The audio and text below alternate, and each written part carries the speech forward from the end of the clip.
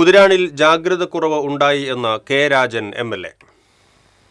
നിലവിൽ ആശങ്കപ്പെടേണ്ട സാഹചര്യമില്ല എന്ന് പറയുമ്പോഴും നമുക്കറിയാം കുതിരാൻ ഇരട്ടത്തുരങ്ക മുഖത്തിന് മുന്നിലായി എന്തെങ്കിലും തടസ്സം വന്നാൽ എന്തുമാത്രം പാനിക്കാവും ആളുകൾ, എന്തുമാത്രം ദുരന്ത ഭീതിയാണ് നമ്മുടെ മുന്നിലുള്ളതെന്ന്.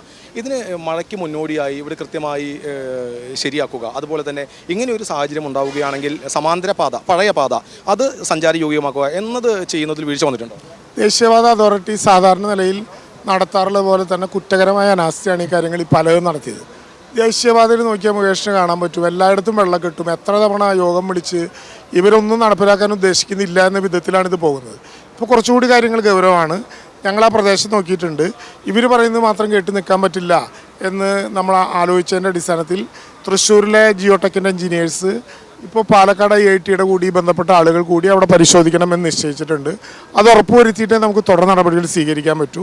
ഇവിടെ സമാന്തരമായിട്ടുള്ളൊരു റോഡ് അത് തുറന്നു കൊടുക്കാൻ DM ആക്ട് അനുസരിച്ചിട്ട് നിർദ്ദേശം കൊടുക്കാൻ ഇപ്പോൾ കളക്ടറോട് പറഞ്ഞിട്ടുണ്ട്. അതൊരു സെക്കൻഡ് ഓപ്ഷനായി, പ്ലാൻ B ആയി നമുക്ക് അത് രൂപീകരിക്കും. ഒരു കാര്യം കൂടി ചോദിക്കട്ടെ, വകുപ്പുകൾ തമ്മിലുള്ള തർക്കം ഇത്തരം പ്രവർത്തനങ്ങൾക്ക് തടസ്സമാവുന്നുണ്ടോ? തീർച്ചയായിട്ടും പല ഘട്ടത്തിലും കൂട്ടായി കൊണ്ടുപോകേണ്ട ഇത്തരം കാര്യങ്ങളിൽ ഇത്രയും ഗൗരവപ്പെട്ട ഒരു സ്ഥിതിവിശേഷം ഉണ്ടായിട്ടും അത് ആലോചിക്കുന്നില്ല എന്നുള്ളത് ഗൗരവമാണ്. ഇപ്പോൾ ഇവിടുത്തെ മാത്രമല്ല, ഞങ്ങൾ NHന്റെ ശ്രദ്ധപ്പെടുത്തിയിട്ടുണ്ട്. ഇപ്പോൾ മുകളിൽ TCBക്ക് കാണാവുന്നത് പോലെ ഈ പാറയുടെ പുറത്തിലേക്ക് തള്ളി നിൽക്കുന്ന പിന്നെ പൊടിപടലങ്ങളും മണ്ണുമൊക്കെ അങ്ങനെ നിന്നാൽ നാളെ മേലാക്കും ഇതൊരു പ്രശ്നത്തിലേക്ക് ഇടവരുത്തും.